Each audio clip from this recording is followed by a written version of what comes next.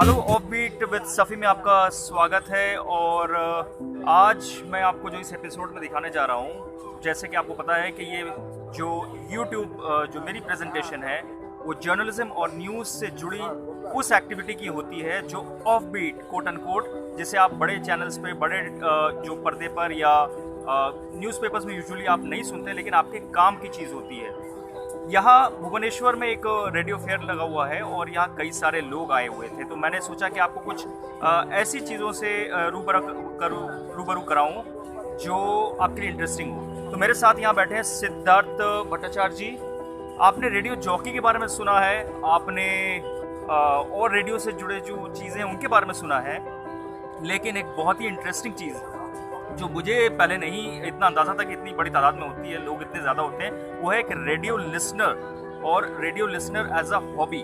तो सिद्धार्थ भट्टाचार्य जी जो हैं वो एक रेडियो लिसनर हैं और वो वर्ल्ड के कई चैनल्स को जो है professionally as a professional hobbyist सुनते हैं। और कितने चैनल्स आप सुनते हैं सिद्धार्थ? मोटा मोटी 200 करीब 200 रेडियो चैनल्स आप सुन सकते हैं, क्या आप सोच भी सकते हैं। लेकिन सिद्धार्थ जी जो हैं वो सुनते हैं और उसके बाद सुनने के बाद एक प्रोसेस है एज अ हॉबी। ये हॉबी क्या है उसके बारे में सिद्धार्थ हमें बताएंगे, लेकिन मुझे जो समझ में आया कि आप चैनल को सुनते हैं, उसको मॉनिटर करते हैं और उसके बाद आप उस चैनल को लिखते हैं ईमेल द्वारा या डाक द्वारा और उनको बताते हैं कि आपको कैसा चैनल आपका लगा, क्या प्रेजेंटेशन है, इसमें क्या डिवाइस यूज़ होता है, वो भी मैं आपको बताऊंगा। और जब आप चैनल को भेजते हैं तो इस तरह का देखिए, ये चैनल से आपको जो है वर्ल्ड ओवर इस तरह से एक आपको सर्टिफिकेट आता है। ये ईमेल पे हो सकता है, ये आपका इस तरह से देखिए इनके पास बहुत सारे ये रिसीव किए हुए हैं कि इन्होंने सुना है प्रोग्राम को, ये लिसनर हैं और उसके हिसाब से ये देखिए वर्ल्ड ओवर अलग अलग जगहों पे, ये जापान का है जैसे, और एक बार ये आपको मैं दूसरे वाला फिर से एक बार दिखा दूं, ये जैसे वॉइस ऑफ वियतनाम का है, ये इनको मिला है रेडियो को सुनने के लिए और बताने के लिए कि रेडियो कैसा लगा। तो सिद्धार्थ जी ये क्या है, ये हॉबी क्या है, इसको क्या कहते हैं, टेक्निकल टर्म्स में क्या कहते हैं और सामान्य भाषा में क्या कहते हैं? एक्चुअली हम लोग जो सुनते हैं, रेडियो स्टेशन जो सुनते हैं, हम लोग क्या है आकाशवाणी का, यानी इंडियन लोग क्या करते हैं, जनरल तौर पे हम लोग इंडियन का आदमी लोग वो आकाशवाणी सुनते हैं, आकाशवाणी का मीडियम में प्रसारण सुनते हैं। कभी कभी हम लोग अभी आजकल के दुनिया में अभी एफएम में सुनते हैं। एफएम में क्या है, इंटरटेनमेंट है, और ऑल इंडिया रेडियो में क्या है, इंटरटेनमेंट के साथ साथ में कोई नया नया प्रोग्राम भी आता है, सामाजिक का जो उसका जो इम्पोर्टेंस है उसके बारे में भी देते हैं। लेकिन क्या है, हम क्या करते हैं, हम वो ये सब छोड़ के भी जो लोग बाहर से उन लोगों का वॉइस यहाँ पे आते हैं, उसका वॉइस को हम मॉनिटर करते हैं। ये सिद्धार्थ जी ये कैमरा इस जगह आप यहाँ देखिए, तो मैं ये कह रहा हूँ कि ठीक है, let's come to the points के अगर आपको रेडियो सुनने का शौक है, इसके मुझे आप ये बताएं कि सबसे पहले इसको कैसे सुनना है। जो वर्ल्ड की जो फ्रीक्वेंसीज हैं लीगली ऑफ कोर्स ये आप सुन रहे हैं, इसके लिए कोई लाइसेंस स्पेशल डिवाइस की जरूरत नहीं है, कोई लाइसेंस जी। क्या रेडियो हमें खरीदना होता है? और अभी पहले क्या है, हम लोग मैनुअली रेडियो सेट सुन के हम लोग इसको यूज करते हैं। देखिए अभी मैनुअली सेट लेने के लिए आपको कौन फ्रीक्वेंसी पकड़ा है, वो फ्रीक्वेंसी सही है क्या नहीं, वो जानने के लिए आपको अभी डिजिटल सेट खरीदना है। डिजिटल सेट खरीदने से आपको क्या होगा, इजी हो जाएगा।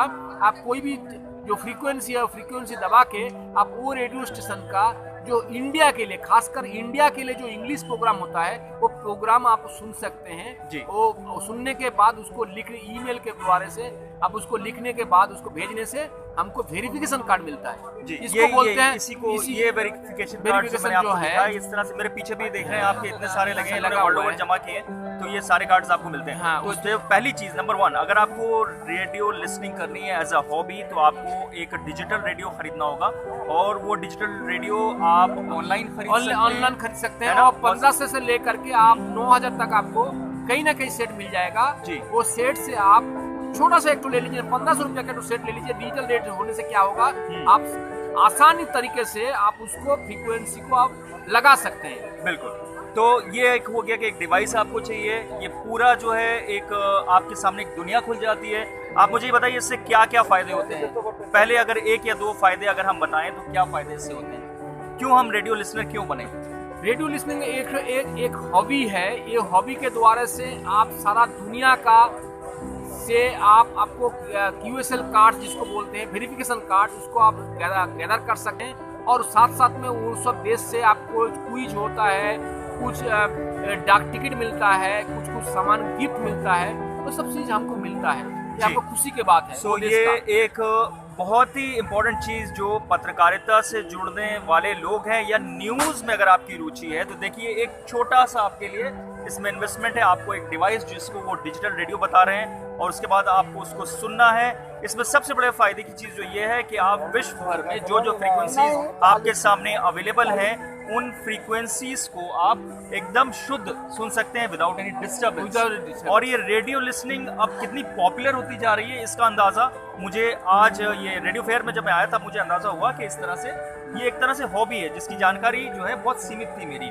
दूसरी चीज़ जो इसमें ये है कि न्यूज़ आपको जो है उस देश द्वारा, जैसे इन्होंने एक शब्द का भी प्रयोग किया कि वो देश अपनी ओर से क्या बताना चाह रहा है, क्योंकि रेडियो स्टेशन जो है ये अमूमन जो है सरकारी चैनल जो है अलग अलग देशों के होते हैं। क्या इसमें प्राइवेट चैनल्स भी? नहीं, प्राइवेट चैनल्स नहीं मिलते, सब गवर्नमेंट चैनल्स आपको मिलते हैं। लेकिन सबसे प्लस पॉइंट ये है कि आप अगर जिस देश के बारे में जानना चाहते हैं तो उस देश की सरकार अपने क्या पॉइंट ऑफ व्यू रख रही है वर्ल्ड ओवर, वो इसमें हम सुन सकते हैं। इसके साथ साथ क्लैरिटी मिलती है आपको, आप एकदम क्लियर साउंड आप सुन सकते हैं, ये एक आपका फायदा है। और तीसरी बात ये है कि आपका कंसंट्रेशन भी इसमें बिल्ड होगा, बढ़ेगा।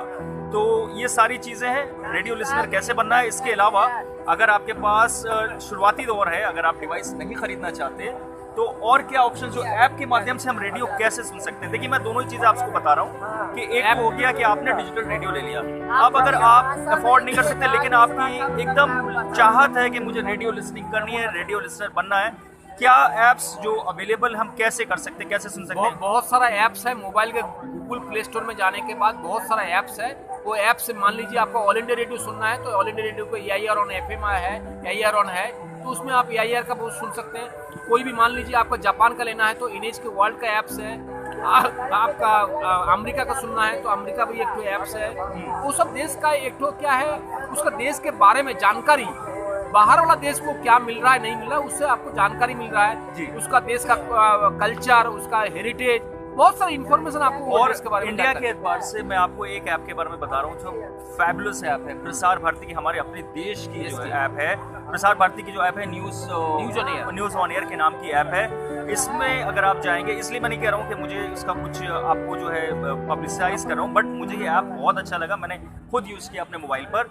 इसमें क्या है, ये जो ऐप है ये हमारा सरकारी, हमारे देश का ऐप है और इसमें आपको जितने रेडियो स्टेशंस हैं सब, उन सारे रेडियो स्टेशंस को आप डिजिटली एक ऐप में आप सुन सकते हैं, लाइव सुन सकते हैं। इसमें यही नहीं, दूरदर्शन के भी इसमें कुछ चैनल्स हैं जो आप देख सकते हैं और विद फुल क्लैरिटी के साथ साथ आपके जो रीजनल जो ऐसे स्टेशंस हैं जो आपको आपके रेडियो में हो सकता है नहीं समझ में आए या नहीं पकड़ता हो। जैसे साउथ इंडिया में आप रहते हैं, आपको कोहिमा सुनना है या आपको आप नॉर्थ ईस्ट में रहते हैं लेकिन आपको बॉम्बे सुनना है रीजनल न्यूज़, तो उसके लिए भी आप उसमें ऐप में चॉइस है। प्लस यही नहीं, इसके साथ साथ भारतीय भाषाओं में अलग अलग चैनल्स, हमारा इतना बड़ा एक रिसोर्स है हमारे देश का रेडियो, और कितनी पॉपुलैरिटी के साथ ये एक जो है रीकम कर रहा है, वापस आ रहा है। इस ऐप को अगर आप यूज़ करके देखें तो आपको समझ में आएगा कि कितनी बढ़िया हमें जो है प्रोग्रामिंग और न्यूज़ दोनों ही मिल रहे हैं। तो ये नॉलेज गैदर होगा, सबसे बड़ा चीज़ है आपको नॉलेज गैदर होगा, चाहे ऐसा इंडिया हो चाहे बाहर वाला देश है, उसके बारे में आपको जानकारी मिलेगा,